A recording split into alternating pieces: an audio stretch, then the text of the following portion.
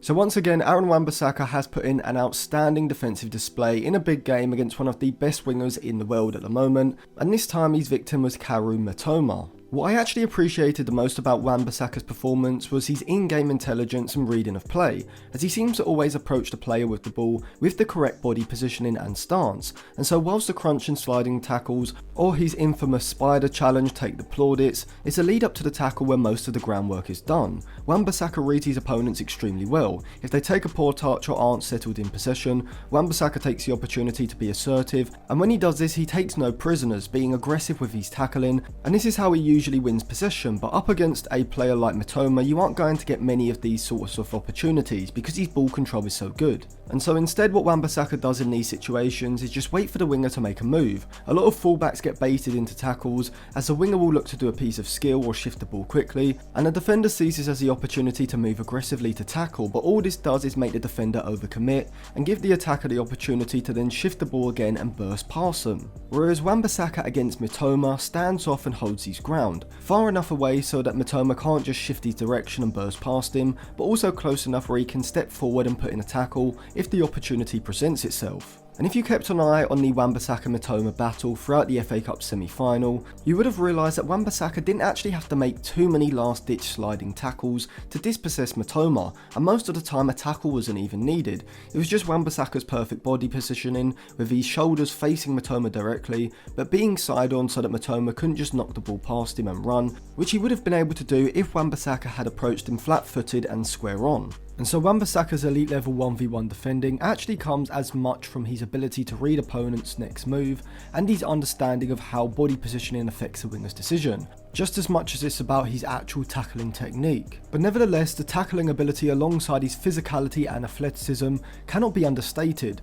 as Wan-Bissaka's pace and power allows him to go up against any player no matter how rapid they are and still dominate the battle, as he's done previously against the likes of Alan Saint-Maximin and Kylian Mbappe. Now I'll admit that I'm still on the fence with regards to Wan-Bissaka's long-term future at the club. If he is going to stay at United and not be sold this summer, then he has to sign a new contract because his current one expires next summer and United can't risk losing him on a free. And so in reality you are committing Wan-Bissaka to at least 2 or 3 more years at the club if he is being kept this summer. And there are reasons to keep him and reasons to sell him. From a sell point of view, you look at his ability in possession, which you could argue is more important to a Ten Hag side than just the 1v1 defending aspect of the game, and so you could easily find an improvement on Wan-Bissaka in possession. He is actually a fairly high output ball carrier, as when compared against every other fullback in the Premier League this season, he ranks in the low to high 80th percentiles for his successful take-ons, progressive carries, and carries into the final third, whilst also ranking around the 65th percentile for his carries into the penalty area.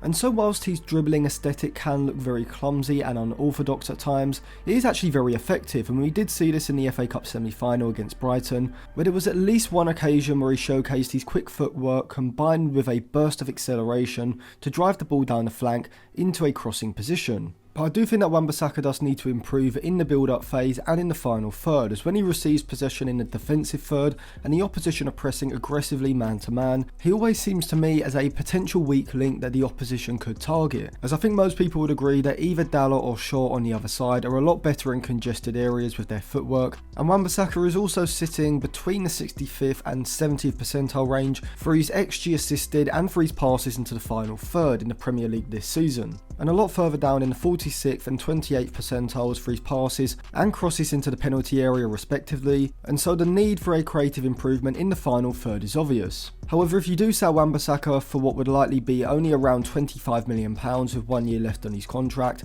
if that, and bring in someone like Jeremy Frimpong for around £30 million, whilst you are adding a far superior attacking player whose overlapping and winger-like tendencies could also aid Anthony and Sancho's game on the right flank, you would also lose that incredible 1v1 defending ability that really only the likes of Kyle Walker and Ronald Araujo can hold a torch to, and even then I still think Wan-Bissaka might be a level above those two. And so because this skill is so valuable in big games, especially in knockout competitions, I am now more inclined to keep Wan-Bissaka and offer him a new deal, on the same sort of money he is on now, and look to improve his offensive output and his press resistance in the defensive third. So let me know if you think Wan-Bissaka is good enough in the comment section below. You can also check out the description for some more videos as well.